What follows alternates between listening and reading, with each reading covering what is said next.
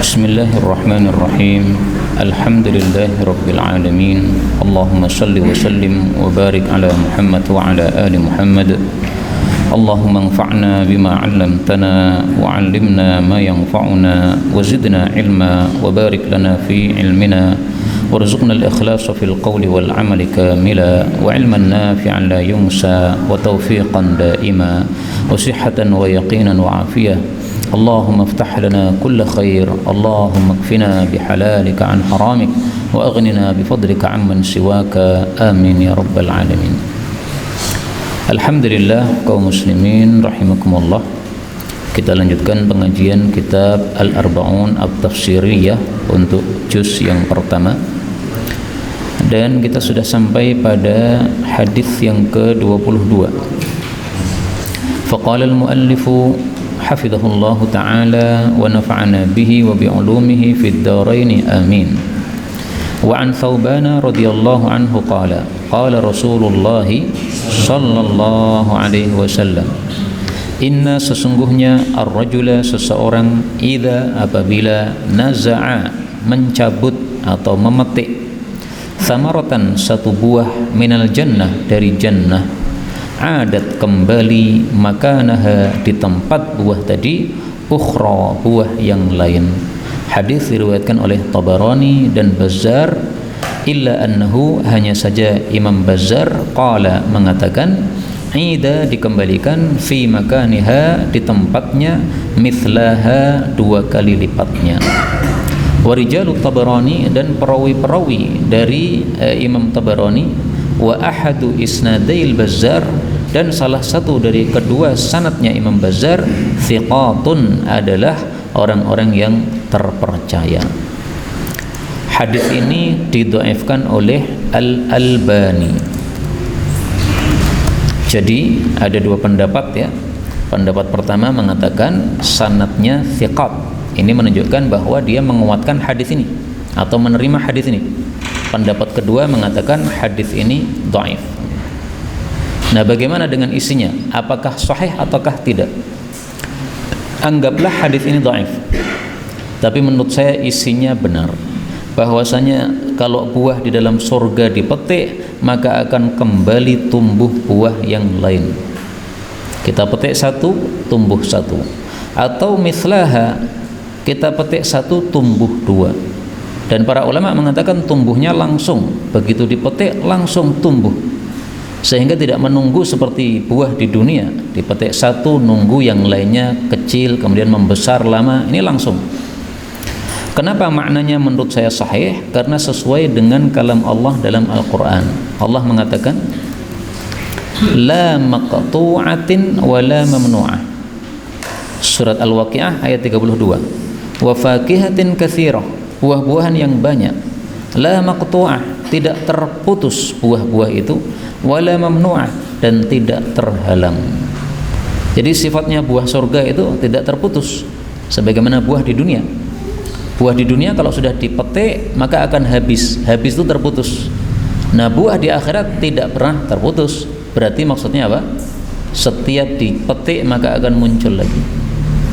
Mungkin orang belum puas dengan istidlal dari ayat ini, mungkin. Baik, kalau belum puas dengan ayat ini, maka kita tampilkan dalil yang lain yang lebih tampak menunjukkan bahwa buah surga itu kalau dipetik akan muncul baru. Di dalam hadis tentang salat gerhana, apa kata Nabi SAW? Beliau mengatakan, ketika beliau ditanya, ya Rasulullah, kami melihat engkau tadi pas sedang salat seolah-olah kamu ingin mengambil sesuatu, lalu engkau mundur-mundur. Kenapa itu? Ya. Ini pas salat gerhana, Pak. Jadi pas salat gerhana itu Nabi maju sampai ingin mengambil sesuatu, kemudian mundur-mundur. Nah, ternyata oleh Nabi dijawab, ini sesungguhnya saya tadi pas salat gerhana uritul jannah, ditampakkan kepada saya jannah.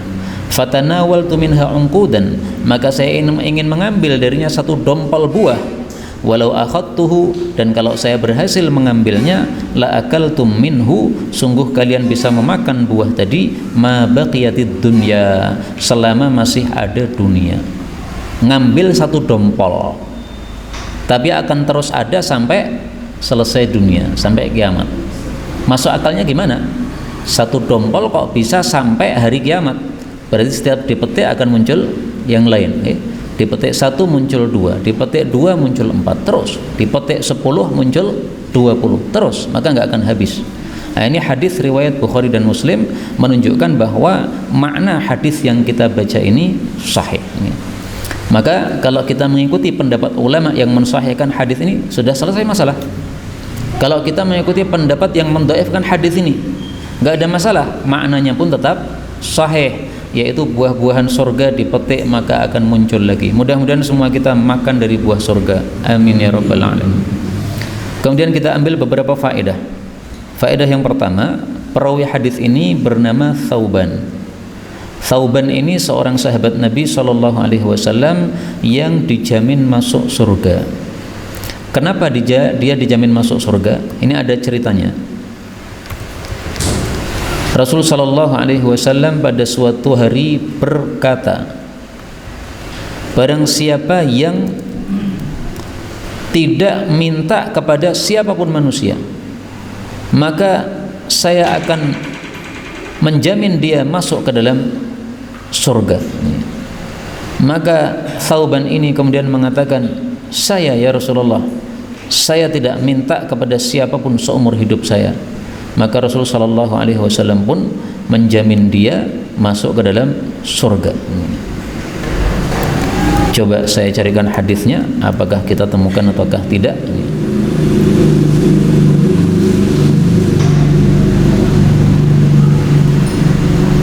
Atakaffal. Nah ini, may yatakaffalli, siapa yang mau menjamin untuk saya, alla yas'alan nasa syai'an, untuk tidak minta apapun kepada manusia, apapun tidak minta, atakaffal lahu bil jannah, maka saya akan menjamin untuknya masuk surga. Hadis riwayat Abu Dawud, ini diriwayatkan oleh Thauban, dan Thauban waktu mendengar hadis ini langsung dia semangat ngacung, saya ya Rasulullah. Nah sekarang Rasulullah sudah tidak ada. Pertanyaannya, apakah jaminan ini masih berlaku sampai hari kiamat atau tidak? Mudah-mudahan hadis ini masih berlaku sampai hari kiamat. Karena di sini Nabi mengatakan man, ya. Man itu isim mausul menunjukkan umum, berarti siapapun juga. Tidak harus orang yang saat itu diajak bicara oleh Rasulullah SAW. Termasuk kita sekarang ini, nggak pernah ketemu dengan Nabi. Tapi kalau kita tidak minta kepada manusia apapun, maka akan dijamin masuk surga insyaallah ta'ala. Dan ini masuk akal, Pak. Kenapa? Karena kalau orang tidak minta kepada manusia, otomatis kalau dia punya butuh pasti mintanya kepada Allah. Nah, minta kepada Allah ini yang menyebabkan Allah senang. Allah itu paling senang kalau hambanya ngangkat tangan minta, paling senang sekali. Jadi melihat hambanya minta seperti ini senang sekali Allah Subhanahu wa ta'ala, karena Allah Maha dermawan dan Maha memberikan permintaan hamba. Karena itu kita tiru sikapnya Thauban ini, jangan minta apapun kepada manusia. Sampai-sampai Thauban itu kalau naik onta kemudian pecutnya jatuh, itu tidak minta orang, Pak. Padahal onta itu kan tinggi kan, naik onta itu kalau mau turun naiknya lagi susah gitu. Tidak seperti kalau kita naik motor tinggal turun aja. Nah, tapi nggak minta apapun kepada manusia karena sudah menjamin tadi kepada Rasul sallallahu alaihi wasallam. Kemudian di sini Nabi mengatakan, innar rajul, sesungguhnya seorang laki-laki kalau metik buah surga. Ini kata-kata laki-laki ini tidak mengkhususkan untuk laki-laki, tapi perempuan pun, ibu-ibu juga sama. Ibu-ibu nanti masuk surga metik buah surga, maka dipetik satu tumbuh dua atau tumbuh satu lagi. Adapun Nabi mengatakan ar-rajul, seorang laki-laki, karena biasanya Rasul kalau ceramah itu di hadapan para laki-laki, sehingga ngomongnya sesuai yang diajak bicara laki-laki. Kemudian samrah, buah, ini lebih umum daripada fakihah.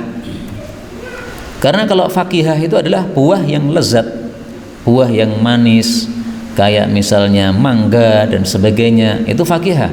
Tapi kalau samrah ini apapun buah. Dan kita tahu buahnya pohon itu kan macam-macam. Ada yang kecut kayak belimbing wuluh, ada yang manis, ada yang pahit, ada yang tidak ada rasanya. Nah, semuanya itu samrah. Samrah ini lebih umum daripada fakihah. Kita lanjutkan. Oh ya, saya tanya dulu. Ini hadis nomor 22, kira-kira paling bagus untuk menjelaskan ayat apa pada surat Al-Baqarah? Napa Ustaz? Wa basyiril ladzina amanu wa 'amilus solihati anna lahum jannatin tajri min tahtiha al-anhar kullama ruziqu minha min thamaratir rizqan qalu hadzal ladzi ruziqna min qabl. Surat Al-Baqarah ayat 25. Setiap kali mereka diberi rizki dari surga suatu buah. Nah, ini penjelasan untuk buah ini. Sebagai rizki, maka mereka mengatakan, inilah yang kami telah diberi rizki sebelumnya. Maksudnya apa? Maksudnya mereka mendapatkan rizki sebelumnya seperti buah tadi, tapi hanya sama dari sisi bentuknya saja, tapi rasanya berbeda. Dan ini keunikan buah di surga yang kedua. Keunikan pertama tadi, setiap dipetik muncul lagi. Keunikan yang kedua, kalau kita ngambil buah yang kedua, rasanya sudah berbeda, Pak. Apa ada sekarang model begitu? Satu pohon kita petik satu, kemudian kita petik yang kedua, rasanya beda lagi, beda lagi, beda lagi, nggak ada. Nah, maka ini masya Allah, kondisi buah surga memang tidak sama dengan kondisi buah yang ada di dunia.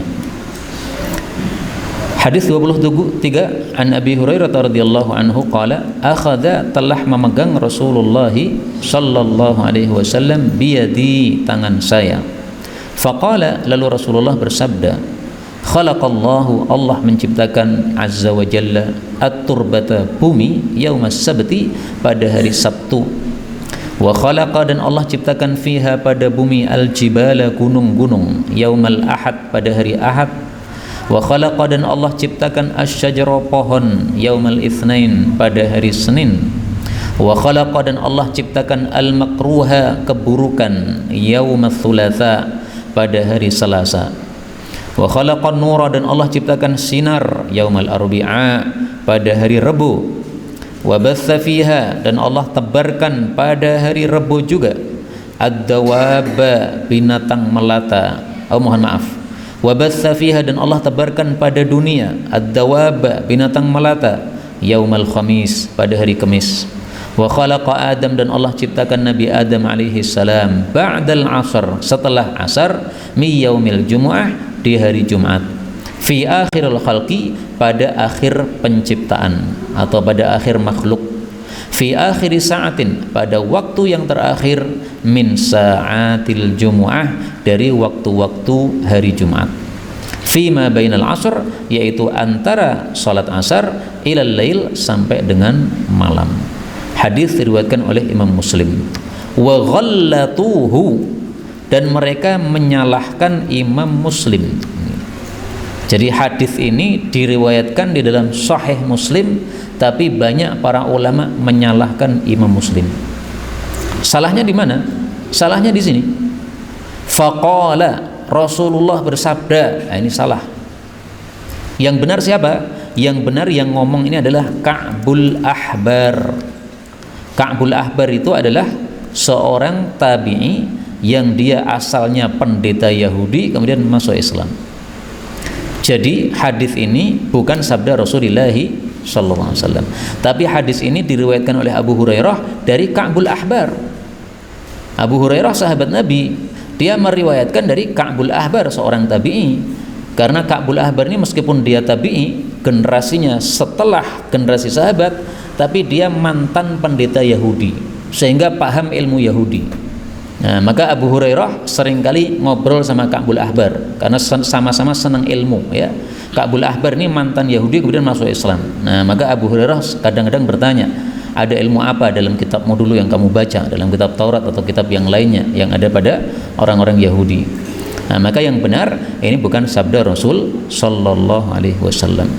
Tapi ya ringkasnya ini ada dua pendapat gitu aja, ya. Kata Imam Muslim ini sabda Nabi, kata banyak para ulama ini bukan sabda Nabi sallallahu alaihi wasallam. Kita ambil beberapa faedah. Faedah yang pertama, Allah ciptakan bumi pada hari Sabtu. Ini hadis menolak pendapat orang-orang Yahudi bahwa Allah menciptakan makhluknya kecuali hari Sabtu. Mereka mengatakan bahwasanya Allah Subhanahu wa taala mulai menciptakan itu adalah hari Ahad, terus sampai hari Jumat. Begitu hari Jumat selesai, maka Allah istirahat hari Sabtu. Allah istirahat alias lelah. Na'udzubillahi min syarri dzalik. Ini perkataan orang Yahudi yang sangat kurang ajar kepada Allah, menganggap Allah lelah perlu istirahat. Dan sabat itu memang artinya adalah terputus, sehingga mereka mengatakan sabat itu terputus karena pekerjaan Allah sudah putus, sudah berhenti. Nah, ini salah. Yang benar adalah Allah ciptakan bumi pada hari Sabtu sesuai hadis ini. Kemudian perhatikan kata-kata at-turbah. At-turbah maksudnya apa tadi? Bumi, ya. Maksudnya adalah al-ard, bumi. Nah, maka ini mengingatkan kepada kita hadis Nabi tentang tayamum.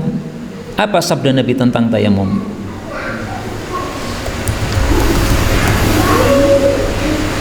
Wa ju'ilat, dan dijadikan turbatuha, debunya bumi, lana, bagi kami, tahuran, sebagai alat bersuci. Jadi turbah itu arti asalnya adalah apa?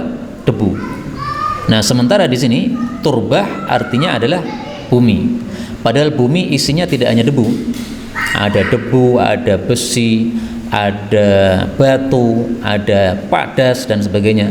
Nah, maka ini kata-kata at-turbah dengan makna debu, dengan makna bumi, ini berarti termasuk dari bab menyebut sebagian tapi yang dimaksud adalah semuanya, ya. Disebut debunya tapi yang dimaksud adalah semuanya, itu bumi tadi. Kemudian Allah Subhanahu wa taala menciptakan gunung pada hari Ahad. Berarti pada hari Sabtu bumi belum ada gunungnya.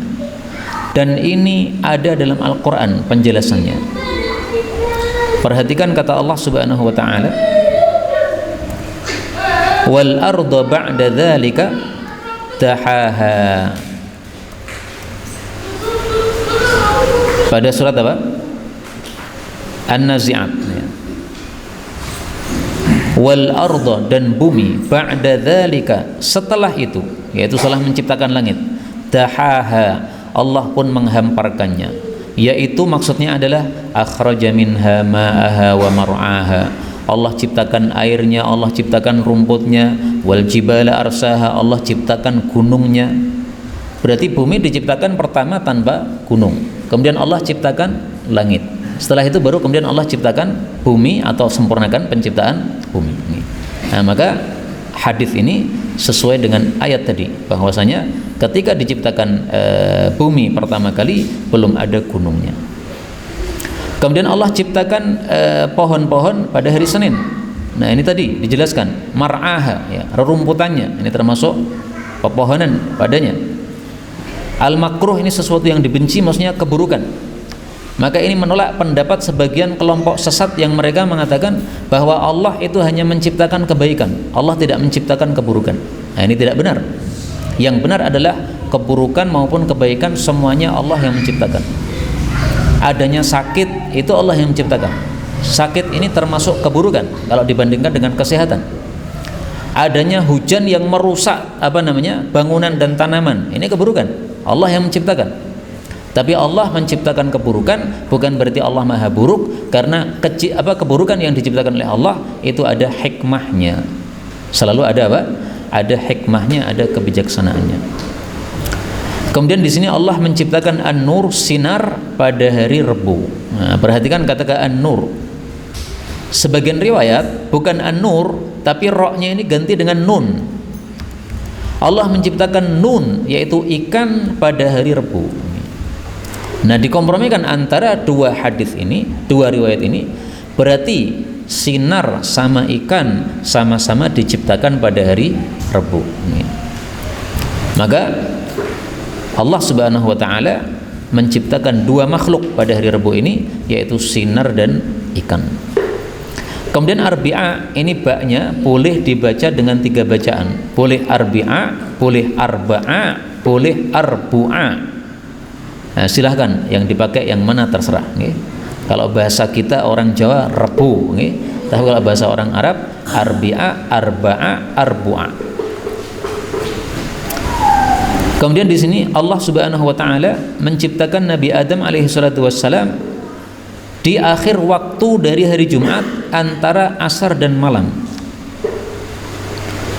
Ini menurut saya wallahu alam bisawab menunjukkan fadilah Nabi Adam.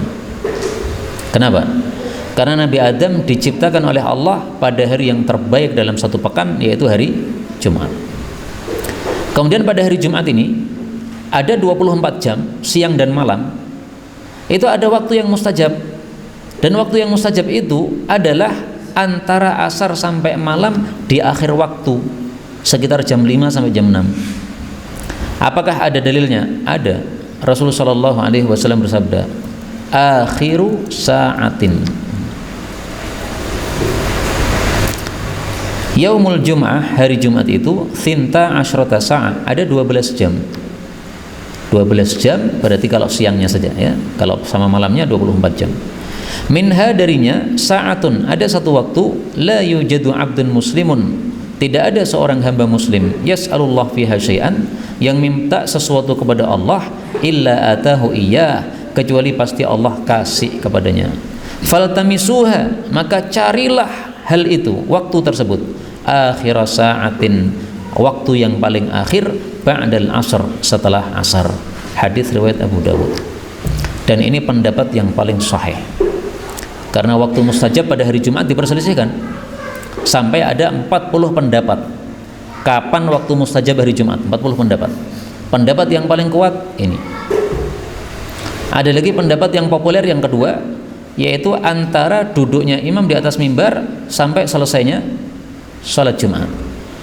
Tapi pendapat itu juga tidak begitu kuat, karena para ulama ahli hadis yang kuat-kuat mereka mengatakan bahwa itu bukan sabda Nabi sallallahu alaihi wasallam, tapi itu hanya perkataan sahabat. Tapi kalau ini perkataan Nabi sallallahu alaihi wasallam. Karena itu guru saya Syekh Walid Saifun Nasr, ketika beliau mengadakan daurah kepada kami ngaji kitab, itu dari pagi sampai malam pengajian, tapi khusus hari Jumat itu sampai jam 5 selesai, Pak. Jam 5 kitab ditutup, kemudian beliau masuk kamar doa kepada Allah Subhanahu wa taala. Jam 5 sampai jam 6. Nah, ini kebiasaan beliau, perlu kita tiru ini. Hari Jumat setiap jam 5 sampai jam 6. Ini adalah waktu untuk memperbanyak doa kepada Allah Subhanahu wa taala. Ini atas perintah Nabi. Iltamisuha, carilah waktu mustajab itu di akhir waktu ba'da asar, di hari Jumat. Taib, hadis ini 23 ini berkaitan dengan ayat apa ini kira-kira? Pada surat Al-Baqarah.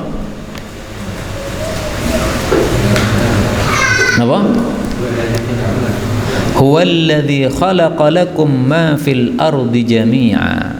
Al-Baqarah ayat 29. Dialah zat yang telah menciptakan bagi kalian apa saja yang ada di bumi, semuanya.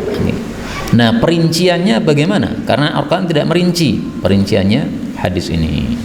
Ya sayangnya tadi ya, hadisnya diperselisihkan apakah sabda Nabi ataukah perkataan Ka'bul Ahbar. Kalau perkataan Ka'bul Ahbar ya belum bisa dijadikan dalil, karena dia ngambilnya dari kitab-kitab Israiliyat.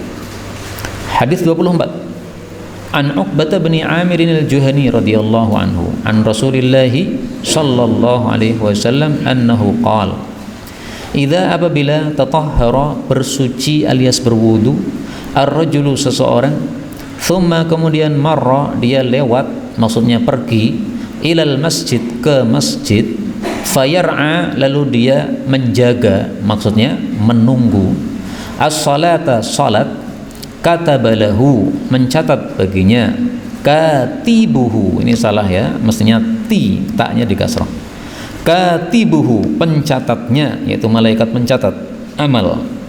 Au qala, atau Nabi bersabda, katibahu, dua pencatat amalnya, yaitu malaikat kanan sama malaikat kiri.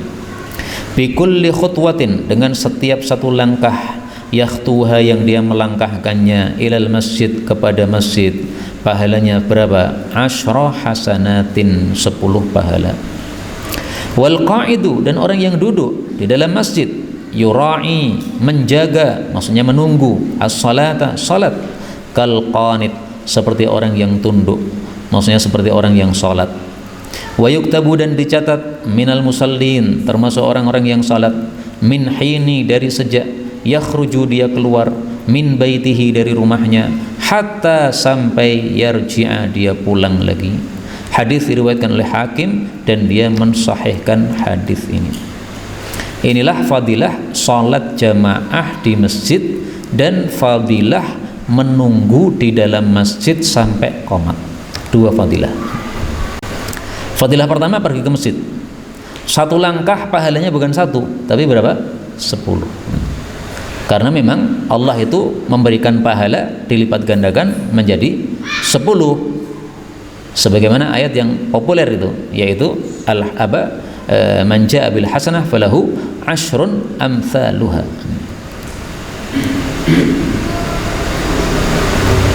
Ada hadis yang barusan saya berikan kepada teman saya karena dia barusan menikah. Al-qublatu, mencium istri itu, hasanatun, satu pahala, atau bihasanatin. Al-qublatu bihasanatin, mencium istri itu satu pahala. Wal hasanatu, dan pahala tersebut bi'asyaratin, dilipat gandakan 10. Nah, maka saya pesan dia, kamu kan barusan menikah, kalau pengen pahala 100 gampang, cium pipi kanan pinten Pak? 5, pipi kiri 5 pengen 5 tambah 5 10. Tapi hadis ini derajatnya palsu Pak, hadis palsu. Jadi supaya orang tahu saja bahwa Pak, hadisnya palsu. Ya insya Allah ada pahalanya, tapi apakah seperti itu saya nggak ngerti. Kemudian yang fadilah yang kedua adalah kita duduk di dalam masjid menunggu sholat, itu sudah dinilai orang sholat. Maka kalau kita duduk 10 menit itu kita mendapatkan pahala sholat. Meskipun lebih bagus lagi kalau pas kita duduk kita sholat, pas kita menunggu kita sholat. Imamnya belum datang, sholat lagi 2 rakaat, sholat lagi 2 rakaat, sholat lagi 2 rakaat, boleh, bagus. Tapi seandainya kita duduk saja, itu sudah dinilai sebagai orang yang sholat. Itulah makna kal qanit, seperti orang yang tunduk kepada Allah, maksudnya orang yang sholat. Jadi qanit atau kunut ini artinya sholat. Saya tampilkan 2 dalil bahwa kunut artinya sholat. Dalil pertama dalam Al-Quran, amman huwa qanitun, surat Az-Zumar ayat 9. Apakah orang yang dia itu tunduk kepada Allah ana al-lail, di waktu-waktu malam. Maksudnya tunduk apa? Salat. Karena setelahnya ada kata-kata sajidan wa qa'iman, sujud dan berdiri. Orang salat itu ada kalanya sujud, ada kalanya berdiri. Nah, ini dalil bahwa qanitun artinya salat. Dalil yang kedua dari sabda Nabi SAW. Rasulullah bersabda, man qara'a, barang siapa yang membaca, dalam hadis yang lain, barang siapa yang salat membaca bimi'ati ayatin, 100 ayat, fi lailatin, dalam semalam, kutiba lahu qunutu lailah, dicatat untuknya salat sepanjang malam. Nah, di sini kunut artinya apa? Salat. Karena ini bicara tentang orang yang salat tahajud. Hadis riwayat Nasai. Karena itu menunggu salat lama, imamnya nggak datang, nggak usah ngresulo, karena pahalanya pahala salat. Kecuali kalau sudah jadi kebiasaan imamnya terlalu lama, ya, maka boleh kita usul untuk dipercepat. Karena ada sebagian imam itu nunggu sampai setengah jam, sampai 45 menit, gitu. Ini memberatkan kepada jamaah. Tapi kalau normal nggak ada masalah. Kita ambil beberapa faedah yang lain. Faedah pertama, Rasulullah mengatakan idza tatahhar, apabila bersuci kemudian pergi ke masjid. Dari sini diambil pelajaran oleh para ulama, lebih utama kita wudunya di rumah, bukan di masjid. Meskipun wudu di masjid ya boleh, tapi supaya sesuai dengan sabda Nabi ini, maka berwudunya di rumah. Thumma, kemudian kan urut. Jadi dia sudah wudu dulu di rumah, kemudian berangkat ke masjid. Nah, mungkin saja kalau kita berangkat dari rumah belum wudu, mungkin pahalanya selangkah ini bukan 10. Karena ini syaratnya sudah apa? Bersuci dulu. Jadi wudu dulu di rumah. Dan wudu di rumah lebih utama dari sisi kita sudah dalam kondisi suci. Orang kondisi suci itu memang lebih utama daripada tidak suci. dengan dalil bahwa orang yang tidur dalam keadaan suci didoakan oleh para malaikat. Ini hadisnya udah pernah gitu, tapi tampilkan lagi nggak apa-apa. Rasulullah bersabda, man bata tahiran, siapa yang bermalam dalam keadaan bersuci, bata ma'ahu malakun fi syi'arih, maka malaikat pun tidur bersama dia, bukan tidur ya, bermalam bersama dia dalam baju yang menempel pada kulitnya, dan dia tidak bangun sesaat pun dari waktu malam kecuali didoakan oleh malaikat, ya Allah ampunilah hambamu karena dia bermalam dalam keadaan suci. Hadis riwayat Tabarani sahih. Nah, maka bersuci, kondisi suci itu lebih utama daripada kondisi tidak suci. Faedah kedua, di sini Rasulullah menyebutkan katibahu, kedua malaikat pencatat. Nah, banyak orang salah paham, termasuk anak-anak kecil TPA, mengatakan raqib kanan, atid kiri. Ini salah. Raqibun atid itu untuk kanan dan kiri, karena raqibun atid bukan nama. Raqibun atid itu adalah sifat. Jadi malaikat kanan ini raqibun atid, malaikat kiri juga raqibun atid.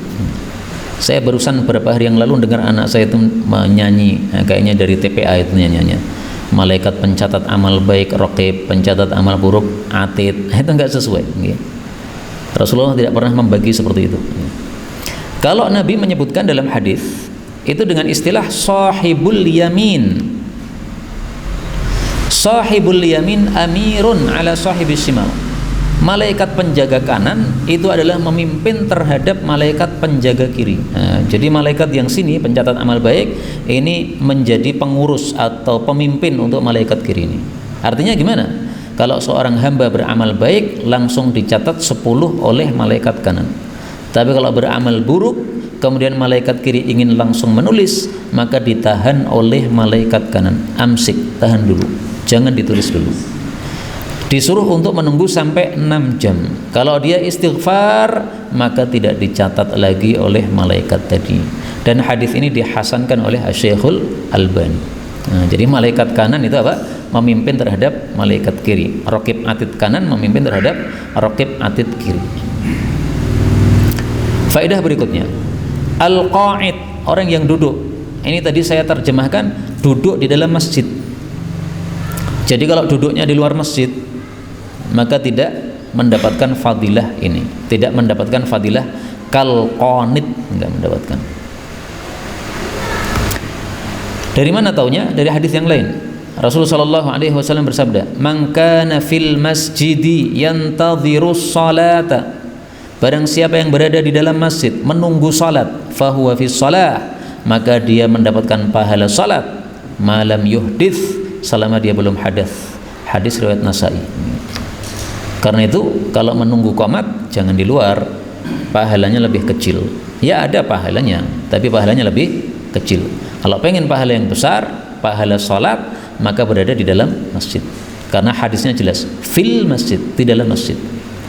Dan inilah hadis yang dulu ketika saya masih santri kelas 1 sanawi, Ustadz Mudakir suruh kita ngulang sampai 3 kali. Karena santri sering kali itu datang ke masjid, nunggu qomat, di luar ngobrol. Nah, maka beliau supaya ini hadis terkesan Pak sama santri, suruh ngulangi 3 kali. Sampai hari ini saya masih teringat. Beliau waktu itu nyuruh 3 kali diulang-ulang supaya santri itu semangat untuk datang ke masjid, masuk ke dalam masjid. Nah, kenapa santri dulu kok nggak semangat masuk masjid? Karena mereka malu-malu. Belakang itu kan ada perempuan-perempuan, ibu-ibu, sementara nggak ada takbirnya. Nah, sehingga kalau masuk masjid itu kelihatan dari belakang, sehingga mereka berada di luar masjid. Ya sebenarnya nggak usah malu, ngapain malu? Tidak ada yang perhatikan. Ya. Kemudian di sini Rasul Sallallahu Alaihi Wasallam bersabda, dia sudah tercatat termasuk orang yang salat sejak keluar dari rumahnya sampai dia pulang. Sehingga hukum-hukum atau sebagian hukum salat sudah berlaku sejak kita keluar dari rumah.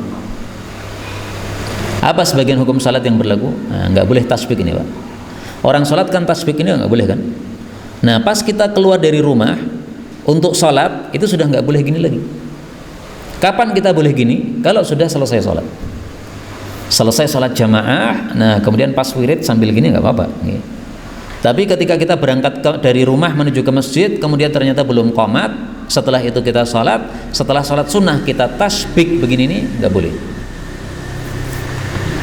Lah kok saya sekarang melakukan tasbih? Ini karena untuk contoh saja, nggak apa-apa. Panjenengan nggak boleh.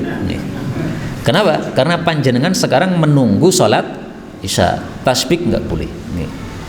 Saya tampilkan dalilnya.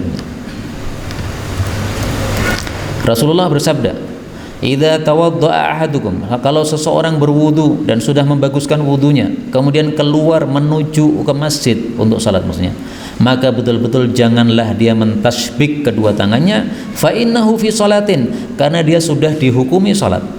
Hadis riwayat Abu Dawud, derajatnya sahih. Tapi saya jujur, ini memang masalah khilafiyah. Tapi ketika hadisnya sudah sahih, sudah kita ikuti. Ada orang saya lihat itu kalau sholat suka tasbih, Sami Allahu liman hamidah, kan biasanya dilepas gini. Nah itu dia tasbih gini. Saya tahunya karena sholat di samping saya. Nah, maka ternyata hadis ini ternyata ada yang mengamalkan. Nah, mungkin di masa Nabi juga begitu. Ada orang yang suka mentasbih begini. Saya dulu ketika baca hadis ini, masa sih ada orang melakukan tasbih padahal sedang sholat?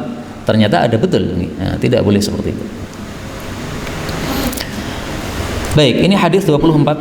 Kalau dikaitkan dengan surat Al-Baqarah, apa kira-kira? Napa Ustaz? Warka'u ma'ar raki'in. Pada ayat berapa?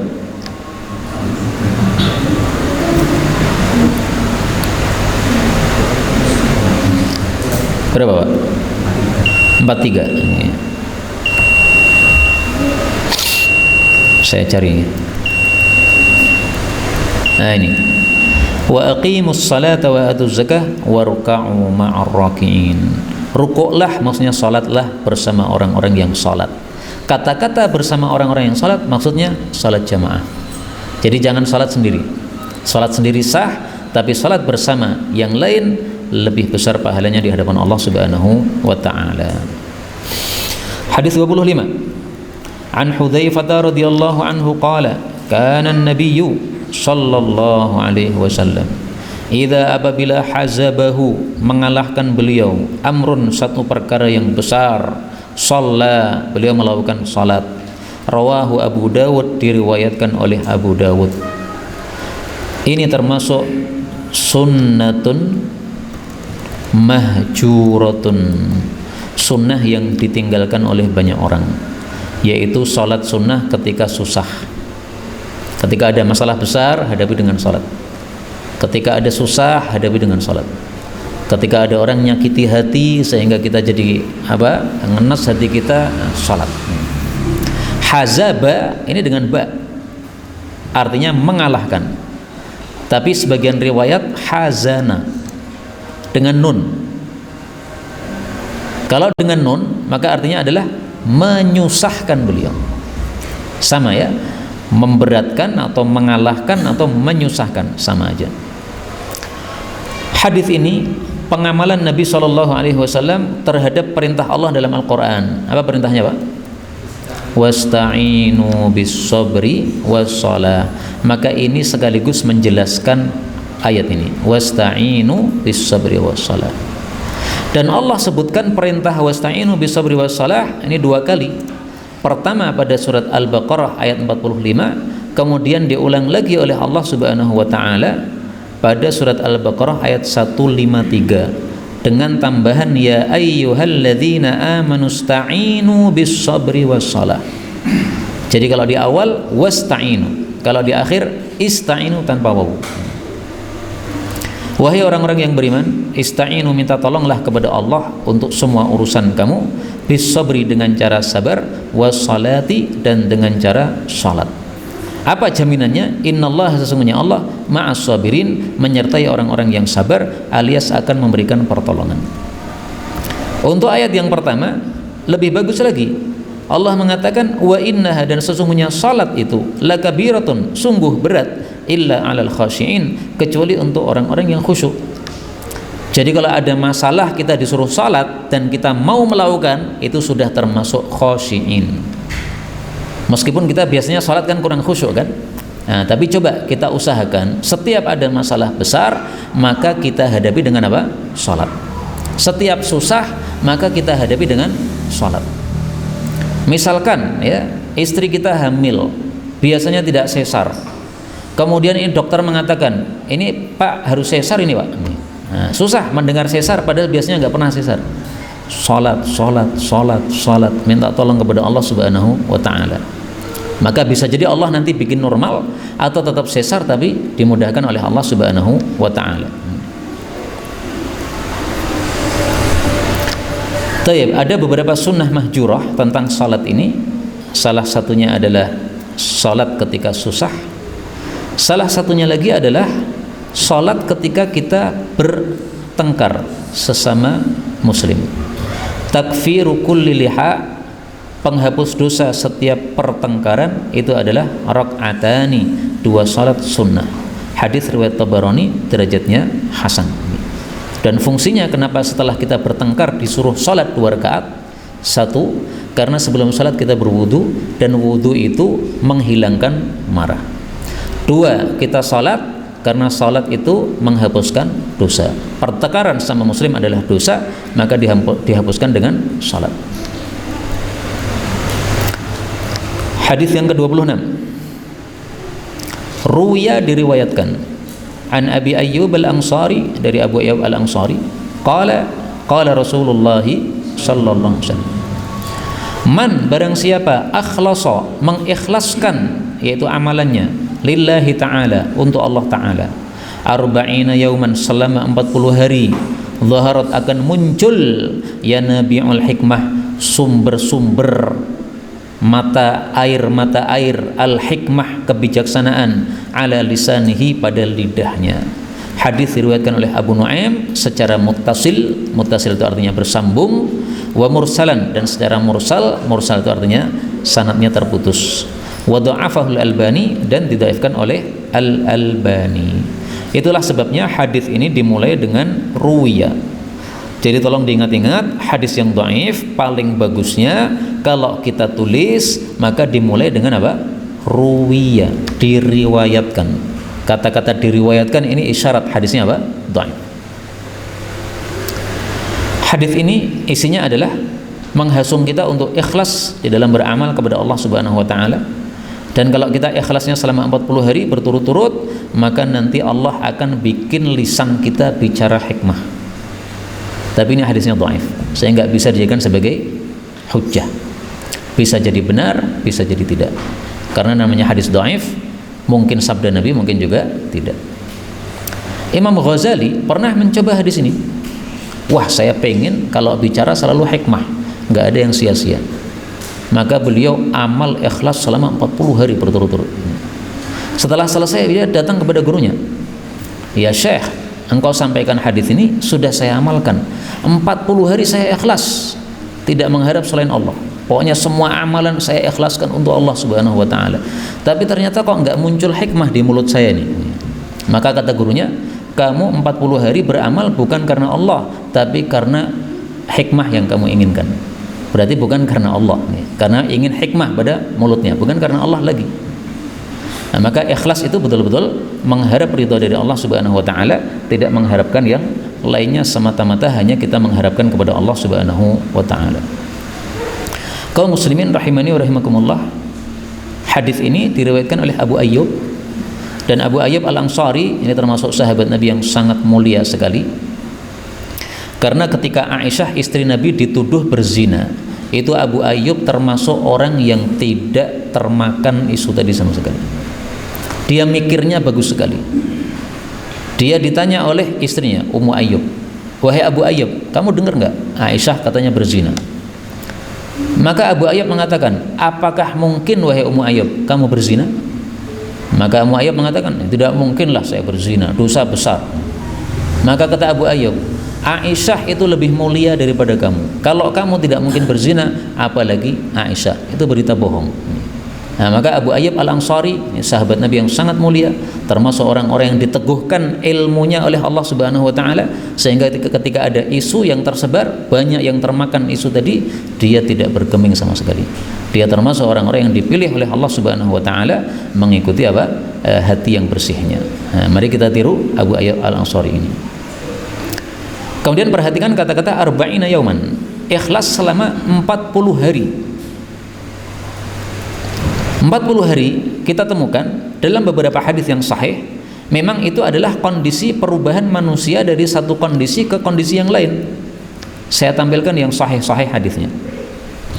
Inna ahadakum yujma'u khalquhu fi batni ummihi arba'ina yawman nutfah. Setiap manusia diciptakan di perut ibunya sebagai mani selama 40 hari. Lalu menjadi alaqah segumpal darah 40 hari. Lalu menjadi mudghah sekerat daging 40 hari. Jadi tiap 40 itu berubah, Pak. Makanya wajar kalau di sini dikatakan siapa yang ikhlasnya 40 hari maka akan muncul hikmah pada lisannya. 40 hari. Kalau belum 40 hari belum ada perubahan.